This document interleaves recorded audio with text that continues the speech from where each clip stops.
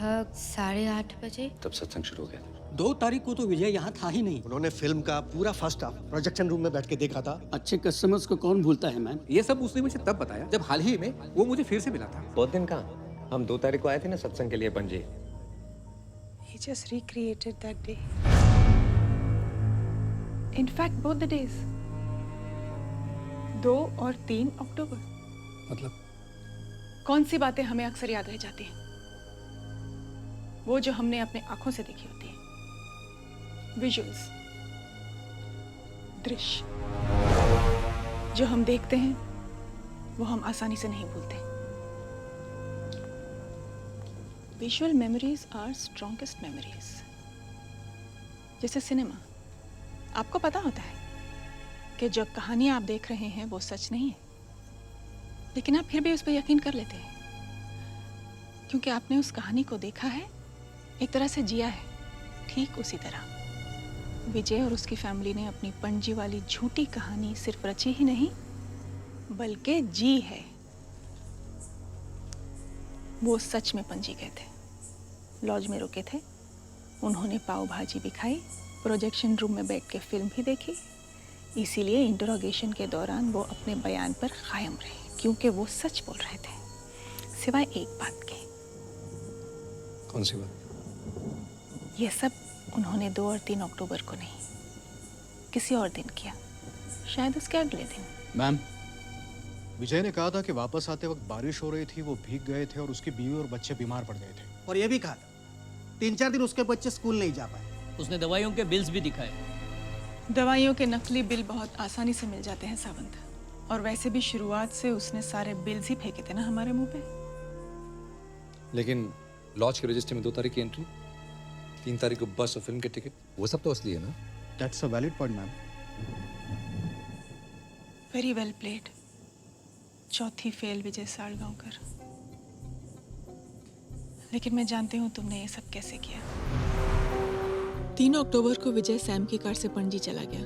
वहाँ किसी रेस्टोरेंट से उसने पार्सल लिया, फिर उसने एक मोबाइल फ़ोन खरीदा, शायद सेकेंड हैंड, और उसमें सैम का सिम कार्ड डाल दिया।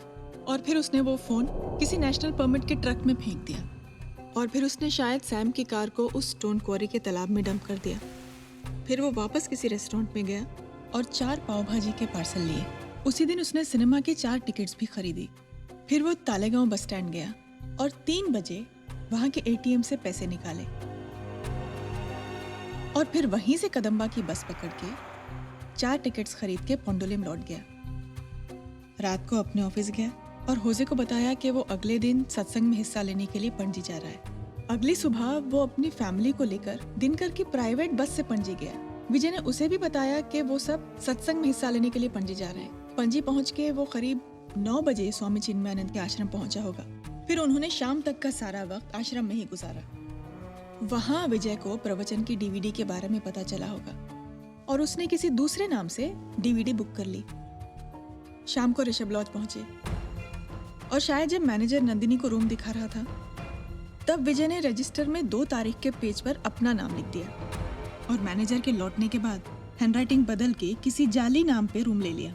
फिर रात को कहीं बाहर खाना खाया और अगली सुबह फिर से उसी रेस्टोरेंट से खाना मंगवाया जहाँ से 3 तारीख को पार्सल लिया था।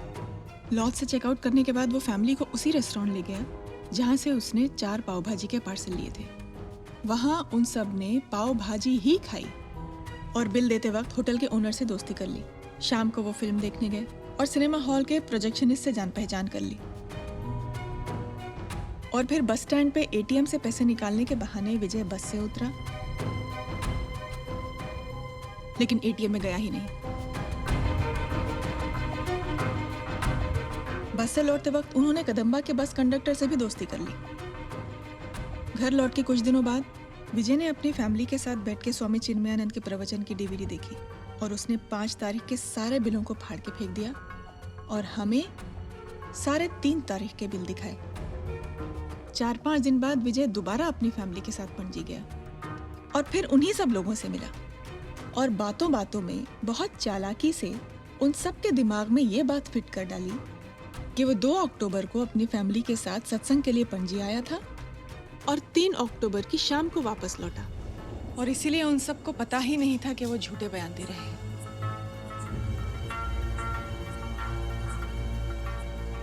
वो तो समझ रहे थे कि वो सच बोल रहे हैं।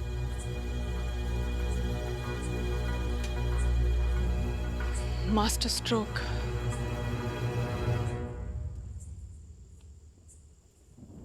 तो विजय सालगांवकर ने पूरी पुलिस डिपार्टमेंट का मजाक उड़ा दिया है, और ये सब जानने के बावजूद भी हमारे पास उसके खिलाफ कोई गवाह और सबूत नहीं है। अगर है तो सिर्फ एक थियरी।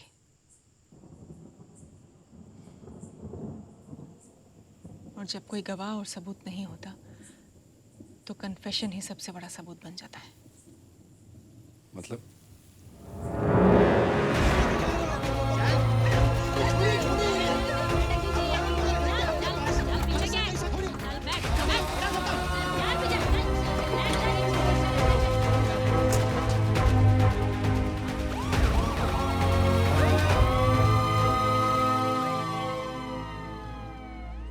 मुझे तुम्हारी मदद की जरूरत पड़ेगी।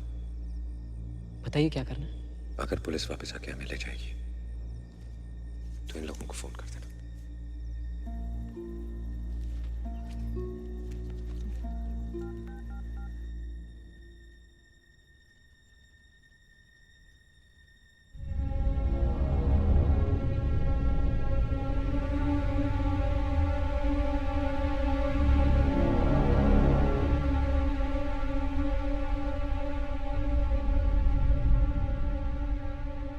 मेरा बेटा कहाँ है? मुझे नहीं पता, हम लोग तो घर पे थे ही नहीं। पुलिस वालों को बेवकूफ समझ के रखा है तुमने। तुम्हारा प्लान हम अच्छी तरह से समझ गए हैं विजय। अब झूठ बोलने से कोई फायदा नहीं। हम जानते हैं कि तुम 2 और 3 तारीख को नहीं, 4 और 5 को गए थे पणजी, और कोई सत्संग वत्संग अटेंड नहीं किया तुम लोगों ने।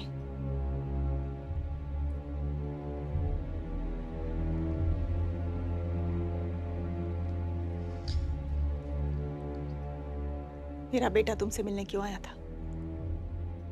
क्या हुआ था तुम दोनों के बीच? कैंप के बाद मैं सैम से कभी नहीं मिली, सच में। देखो, अब ये तुम्हारी कहानी बस खत्म। अच्छा होगा अगर तुम सच सच बता दो, वरना ये सब करने के दूसरे तरीके हैं हमारे पास। मैं सच कह रही हूँ, मुझे कुछ नहीं पता।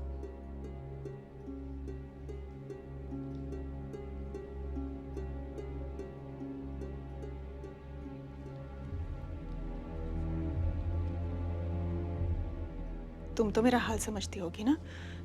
तुम भी आखिर एक माँ हो। सच बताओ, मेरा बेटा तुम्हारी बेटी से मिलने आया था और गायब हो गया। क्या हुआ था इन दोनों के बीच? हमने पहले ही सब सच बता दिया।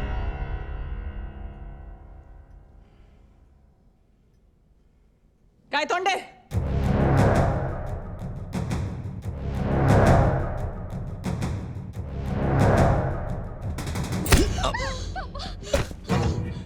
सच क्या है?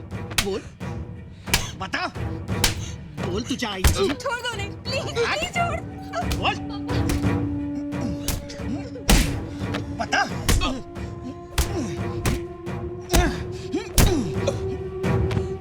देखता हूँ कितना मार सहता है तू। बोल, बोल, बोल। बता, सैम कहाँ है? बोल, बता, बोल। तेरे तो बोल, सांग आता। प्लीज मैडम, प्लीज प्लीज उन्हें रास्ते को बोलो ना। प्लीज छोड़ दो उन्हें, प्लीज छोड़ दो।